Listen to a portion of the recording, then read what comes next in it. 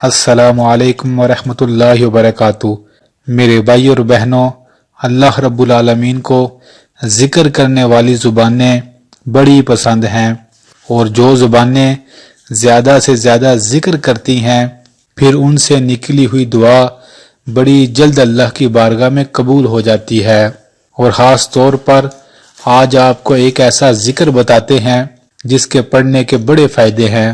وہ ذکر ہے اللہ سونے کا نام اللہ اکبر۔ یہ کتنی فضیلتوں والا ذکر ہے کہ جب بچہ پیدا ہوتا ہے تو سب سے پہلا لفظ اس کی کان میں جو اذان کا دیا جاتا ہے وہ اللہ اکبر ہی ہوتا ہے۔ ایک حدیث میں آتا ہے میرے بھائی اور بہنوں، جو بندہ ایک بار اللہ اکبر کہتا ہے تو اسی وقت اس بندے کے نام کا ایک درخت اللہ کی خوبصورت سرسبز اور شاداب خوشبوؤں سے مہکتی ہوئی پیاری جنت میں ایک درخت اس بندے کے نام کا لگ جاتا ہے۔ سبحان اللہ۔